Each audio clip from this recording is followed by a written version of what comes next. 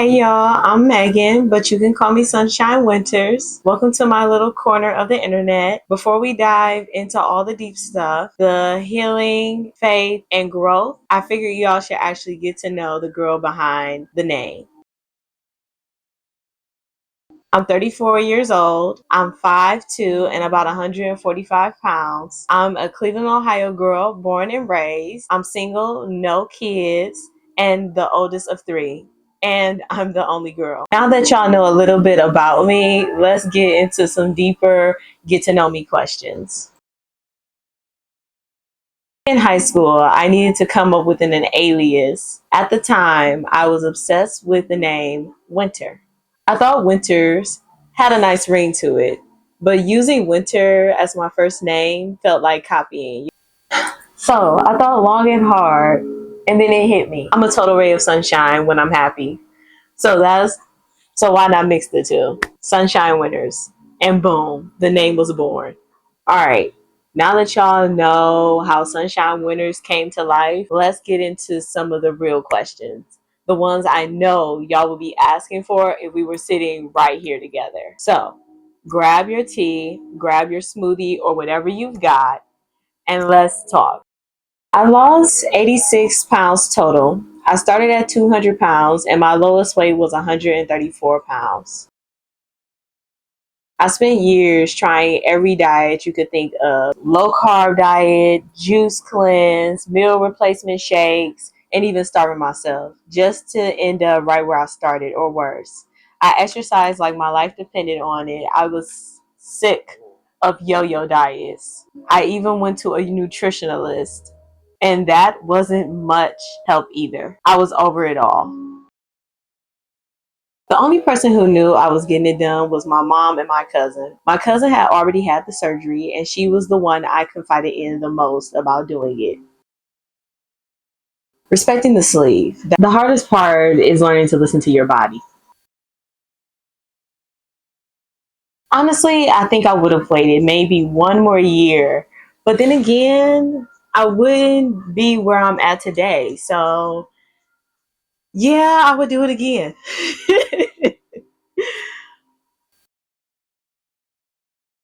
When I caught the Holy Spirit, that was the first time.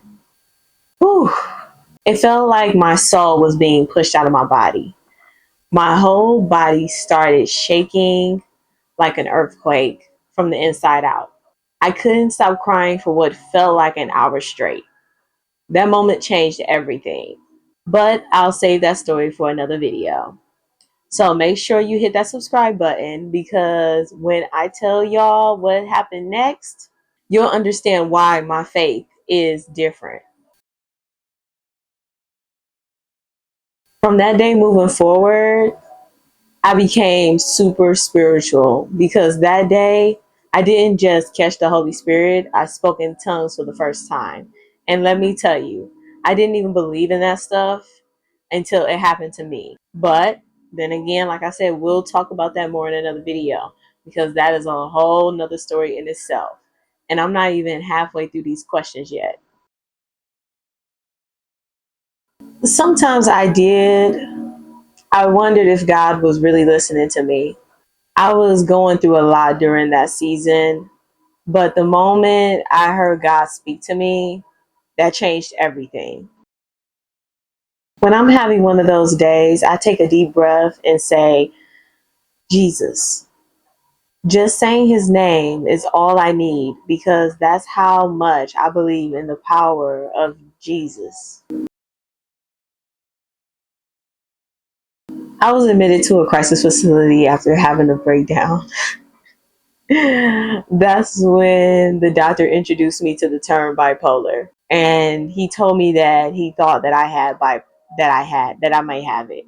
From there, I went to another doctor. So I saw two doctors in total, and the first doctor said it was a possibility that I had bipolar, and the second doctor said actually diagnosed me with bipolar type 2.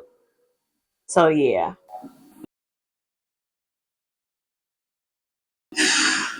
I was shaken to my core. No, no, no, no, no, no. I was shaken to my core when I tell you. Like, it couldn't be me. Like, denial was exactly what I felt at first.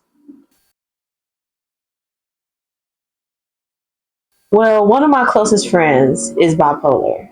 And even though she has her own challenges, she is so resilient and intelligent. She showed me it doesn't define who you are. Shout out to my girl. You know who you are. Routine, routine, routine. Having a daily routine, a schedule helps keep my mind occupied and more focused. I wish people understood that bipolar isn't just mood swings or being emotional. It doesn't mean I'm crazy. It just means sometimes I get really sad and sometimes I get hyperactive, but more than the average person does. That doesn't mean something's wrong with me. It's waking up some days feeling unstoppable and other days feeling like the world is just too heavy to move through. It's not a choice, it's something I manage every single day. Even when I look like I have it all together. That's the part most people never see.